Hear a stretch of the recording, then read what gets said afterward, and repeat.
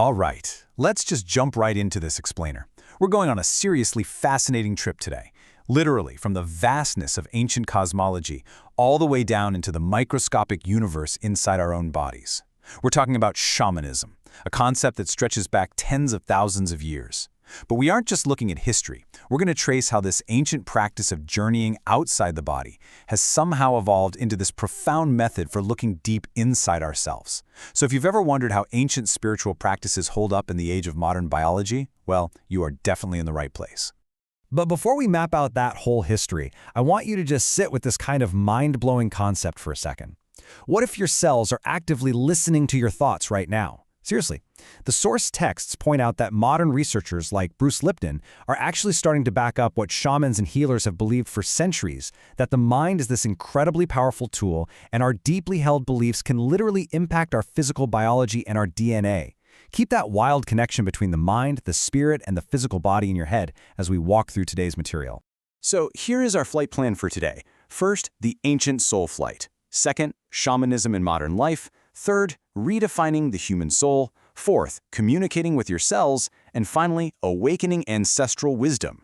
This is going to take us from the expansive cosmos down into our very own DNA. Okay, Section 1, the ancient soul flight, navigating the outer spirit world. Let's look at the very foundation of this human spirituality. The big takeaway here is that these early shamans weren't just guessing, right? They were intentionally altering their consciousness to traverse these spiritual landscapes. Back in 1951, the historian Mircea Eliade called the core of this practice an archaic technique of ecstasy. Now, ecstasy here doesn't mean just feeling really happy. It literally means to stand outside of oneself. Through intense rhythmic drumming, fasting, or dancing, the shaman enters this deep trance state where their soul is believed to actually leave the physical body.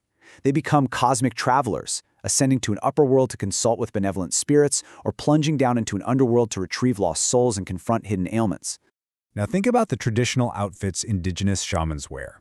In a lot of Siberian and circumpolar traditions, a shaman's costume isn't just clothing, it's practically a sacred map.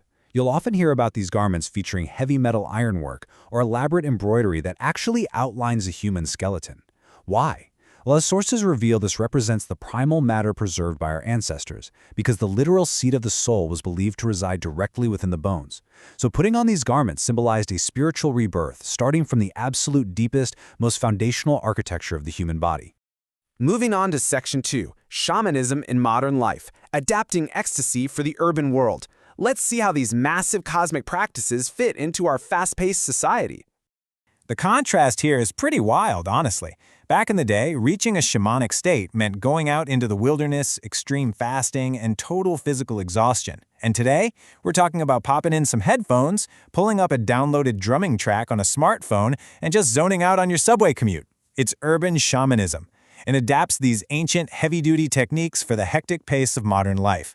It gives practitioners fast, immediate access to deeper wisdom so they can make quick decisions without having to disappear into a solitary hut in the woods for a week.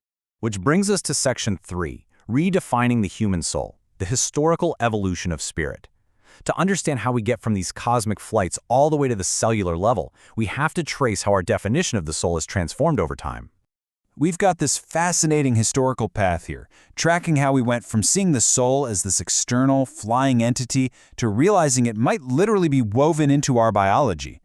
Around 2000 BCE, ancient Egyptians imagined the Ba as a bird with a human head that physically flew out of the tomb.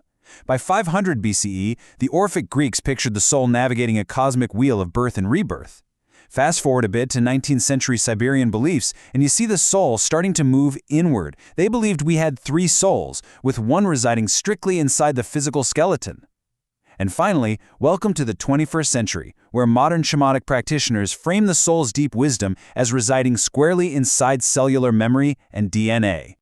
What's really amazing is how indigenous wisdom was already pointing inward long before modern science caught up. Take the Inuit, for example. They have traditions teaching that tiny souls live inside the larynx, and even within every single finger joint and limb. Similarly, the Rungus people of Borneo believe the joints of the body each have their own specific soul, and if that soul gets disturbed, you get physical aches and pains. It's such a brilliant way of showing that the spiritual world wasn't just up in the sky somewhere. It was hidden right inside our physical anatomy, mapping spiritual geography directly onto the human body. All right, Section 4, Communicating with Your Cells, the Micro-Underworld. Let's dive into this mind-bending realization that the underworld shamans visit might actually be the inner landscape of the human body itself. Consider the perspective of someone like Shaman Durek, who suggests that our physical organs literally possess their own intelligence that we can tune into. He notes that shamans aren't necessarily using supernatural magic, rather they've just dramatically expanded their awareness. By entering an altered state, he describes communicating directly with a spleen to figure out the source of its imbalance. He's engaging with the organ as an animate intelligence.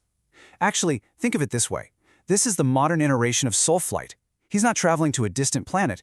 He's journeying deep into the localized consciousness of human tissue to negotiate healing. And it is wild how perfectly these two worlds map onto each other. What the ancients called the dangerous and mysterious underworld, that correlates incredibly well with the deep subconscious and the intricate inner workings of the body. Those thousands of spiritual ancestors sought for guidance map directly onto the thousands of generations of genetic material folded into our DNA. And the act of spirit communication exactly mirrors the neurochemical reality of cellular receptors and endorphins. In fact, neuroscientist Candace Pert's discovery of the opiate receptor essentially proves that the chemicals needed to alter our consciousness and heal are already naturally produced right inside of us. Let's move to our final section, number 5, Awakening Ancestral Wisdom, Actionable Steps for Inner Journeying. Time to discover how you can actively interact with this microscopic spirit world yourself. So, the real kicker here is that those ancient ancestors that shamans used to seek out in the cosmos are actually patiently waiting inside your very own cells. The author and practitioner Evelyn Reisdick points out that in every single one of our cells we carry a sacred bundle of genetic material.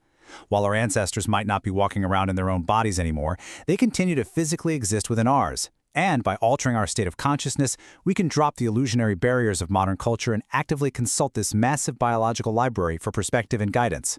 So how do we do it? Well, by following a few structured steps derived from Evelyn Reisdick's teachings, you can safely undertake your own modern soul flight. You start by preparing a comfortable physical space and taking a moment to honor the directions, just to ground yourself. Then, you conceptually call on a power animal, a guiding force to protect your awareness. Crucially, step 3 is very tangible. You make a physical food offering. You step outside and place a bit of your favorite food on the earth to build a reciprocal relationship with the unseen. Then, utilizing an audio track of rhythmic drumming, you quiet your ordinary mind. And finally, you set a clear, focused intention to travel inward and meet the very first shamanic ancestor residing in your ancestral line. As we wrap up this explainer, I want to leave you with one final thought to chew on while you reflect on the incredible universe inside of you.